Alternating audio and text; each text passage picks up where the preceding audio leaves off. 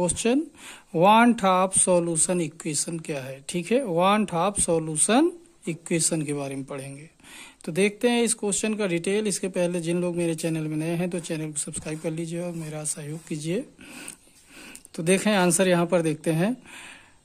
Want Hoff was give a equation for dilute और non volatile solute solution. Van't Hoff was gave a equation for dilute और non volatile solute solution. ध्यान से समझिए, want of ने किसके लिए equation दिया था?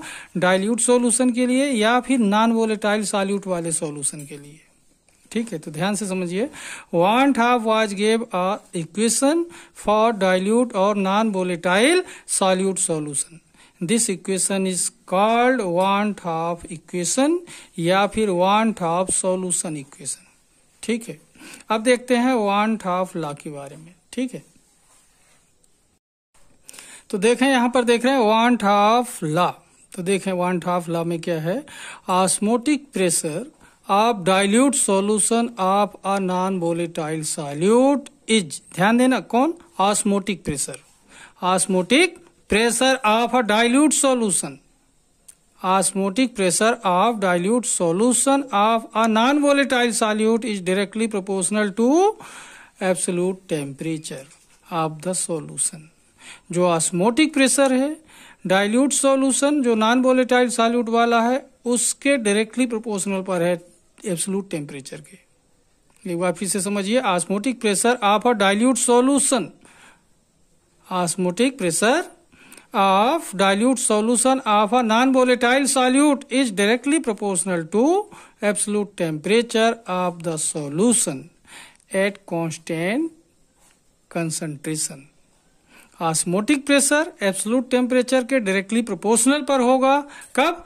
जब concentration क्या होगा? constant होगा, constant concentration। This is known as want of law।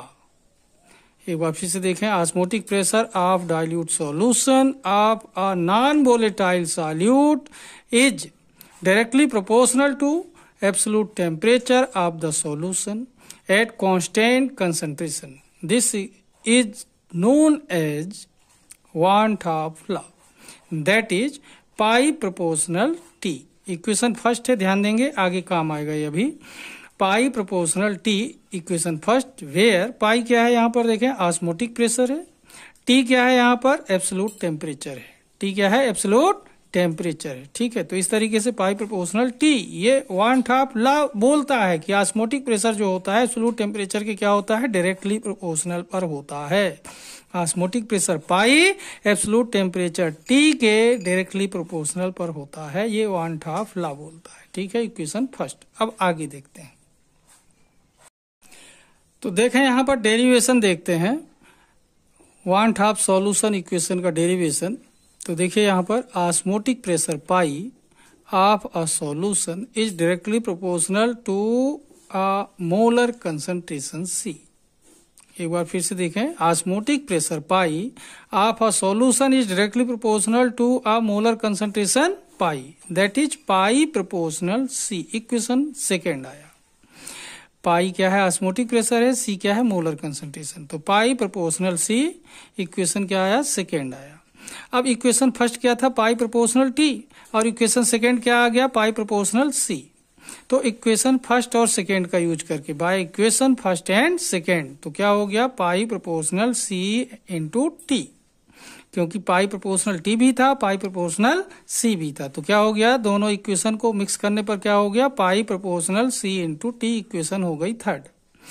अब देखें यहां पर प्रोपोर्शनल तोड़ते हैं जब, तो पाई इक्वल टू होता है आर सी टी। यहां पर जो आर है एक प्रोपोर्शनैलिटी कांस्टेंट है। ठीक है, क्या है? प्रोपोर्शनैलिटी कांस्टेंट है। तो थोड़ा सा इसके बारे में देखते हैं आगे। ओके, तो यहां पर देखें pi equal to R C T. यहां पर आर क्या है? प्रोपोर्शनैलिटी कांस्टेंट है, जिसे अपन क्या बोलते हैं? गैस कांस्टेंट बोलते हैं।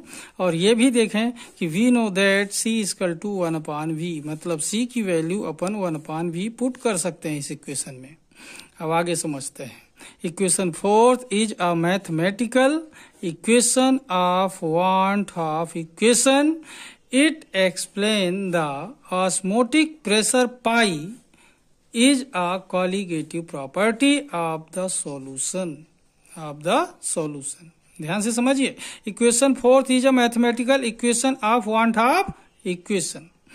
It explains the osmotic pressure pi is a colligative property of the solution. colligative property का मतलब क्या हुआ? ऐसी प्रॉपर्टी जो सॉल्यूट पार्टिकल्स पर डिपेंड करे. सॉल्यूशन की ऐसी प्रॉपर्टी जो सॉल्यूट पार्टिकल्स पर डिपेंड करती है, कंसंट्रेशन पर डिपेंड करती है, उसके नेचर पर डिपेंड नहीं करती, कॉलिगेटिव प्रॉपर्टी कहलाती है. तो ऑस्मोटिक प्रेशर पाई क्या है? Is a colligative property of the solution. कौन एक्सप्लेन करता है? ये इक्वेशन एक्सप्लेन करता है, क्योंकि ये पाई इक्वल टू RCT, या ऐसा अपन ने इक्वेशन 3rd देखा कि पाई प्रोपोर्शनल CT.